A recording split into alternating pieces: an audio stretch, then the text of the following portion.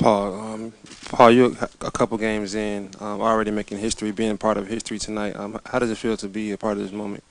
I mean, it's great. It's great. For me, it's dream come true.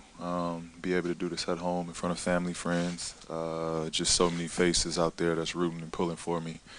I'm happy. I'm happy where I'm at. Hey, Paul, what's gone into your efficiency in these two games, especially with how long you've been out? I got new shoulders.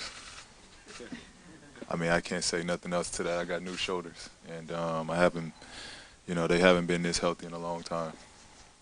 Paul, you off here, right? You made the debut on Thursday, I believe it was, but take us through this morning. You woke up, you're home, gonna make your debut. Pre-game intros, first shot goes, and what goes into your head that entire time? The entire time of the game. Well, leading up to the game and then through the game as you're going through. I mean, it was a regular day. I didn't try not to put too much on it. I had one under my belt already, so that was a big day in New Orleans with me being nervous, getting on the floor. So today was a normal day. After shoot around, came home, played video games, played with my kids, and then just got ready for a game. As I would any other game. But just being out there, I felt it at shoot around. That having that first game under my belt really did a lot for me from a confidence standpoint and just the way my body responded. I felt 10 times better than I felt going into New Orleans. Doc said it looks like you've been playing in this offense for 5 years. Does it feel like that? I try to pride myself on just being able to pick up and play in any system and just play basketball. Doc has all the credit to that. He's put me in great positions to be aggressive and be in attack mode. And then, it's a heck of a screener out there.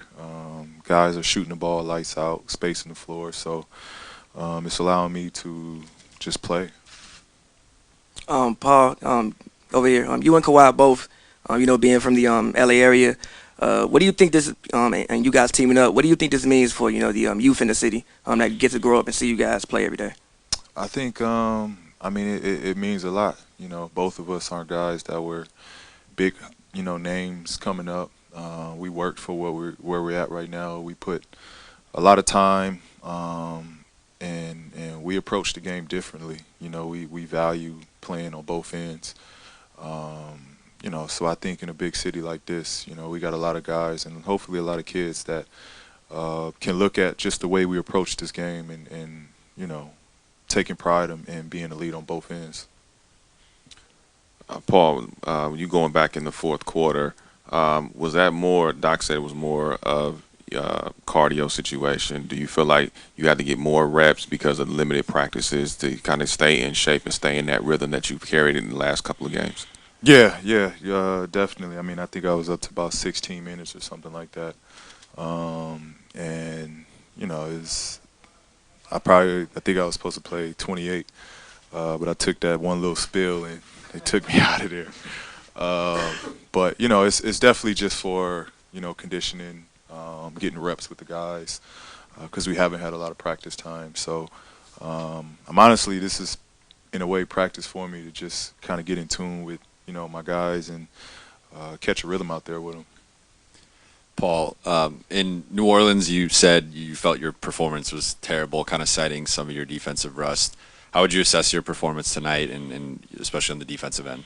I'm going to still be critical. I think in 20 minutes I had a lot of errors from defense to bad passes. I'm not going to play a perfect game, but I think in those moments that I did have turnovers, those got to come in different ways. Just a lot of, plays I wish I could take back. But, again, this is all fresh for me right now. So I'll live with it and get better with it. Paul, I think it was a week ago after your first practice that Doc and even Pat Patterson, who knows your game so well, they kind of tempered expectations like, hey, this is a transition.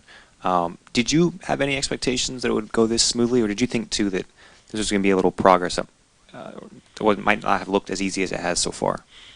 Yeah, I mean it's been a progress, but I think I've been playing like 3-on-3s, competitive 3-on-3s for the past month now. So it's no way is it a simulation to the NBA game, but uh, a bit of it was me getting contact, a bit of it was me playing with defense on me, and catching rhythm that way. So it wasn't like it was my first rodeo just being thrown out there these past 2 games. I kind of had a rhythm a bit of seeing the ball go in, but in terms of everything else, I still trying to wing it and learn it on the fly. Hey, Paul, when you scored and got fouled and then you kind of said, I'm back, what did you need to see in your head as far as a test to kind of prove to yourself that you were indeed back? And also, you scored the most points in under 21 minutes in NBA history. I was wondering if you stayed in the game and this was like a regular game and you weren't coming off injuries, how much you think you could have scored tonight in the flow that you were in? It could have been my first 50. That's just how I felt. But I mean, I'm confident. I'm a confident player. It wasn't more so a confidence standpoint by me saying I'm back. It's just a statement standpoint.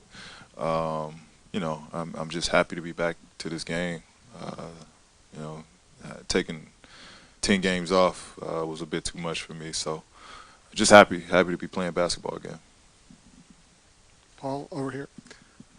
150 is an awful lot of points to score in an NBA game, and on top of that, you had one of your top players out. So what was it like tonight to see that kind of production? Great. Us, given we had another 30, 40 points that didn't play tonight. It's great. I thought from the second the game started, our pace was off the charts, and we got everybody into rhythm early. We found one another. We moved the ball, and it just generated really, really great shots down the stretch each possession. And I think it's the team that we can be, a team that just constantly have waves of guys coming out and getting great looks on the basket. And I think that's really what we did tonight. Paul, congrats on a great game. Thank you. Jerome took some credit for your play tonight.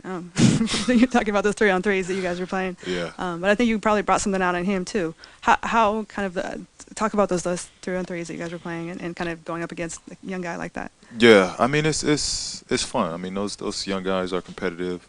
They pushed me and brought the edge to those 3-on-3s. It's a learning experience that I took away from it as well. I'm not 22 and 23 like they are, so it was challenging to condition myself and play defense on those guys. But I'm they're more than willing to learn, and for me it's about helping them get better and teaching them little tricks and nuances that I learned picking up in this league. So it was a good give and take from myself to them and vice versa. Any way I can help those guys, I am. Paul, you mentioned that you had a lot of friends and family here. Mm-hmm. How many people did you have to get tickets for tonight, and sort of who was here, what that meant to you just as a kid who was from here and grew up rooting for the Clippers? Yeah, all those days are over with. Me getting 20, 30 tickets, I just can't do it. It's too many people, too many games. But my parents were here, my sister, my girl, over 5 to 10 of my guys I grew up with, and then I just saw family friends, my mom's friends. I saw, just people I grew up with back from Palmdale. There was just a lot of familiar faces in the crowd, and I mean honestly, that's probably the biggest thing that I'm most happy about is I get to do that on a nightly basis. Did you hear the 661 chants? I didn't hear that. No, I didn't hear that. Oh, okay. Yeah. No, I didn't hear that. Appreciate it.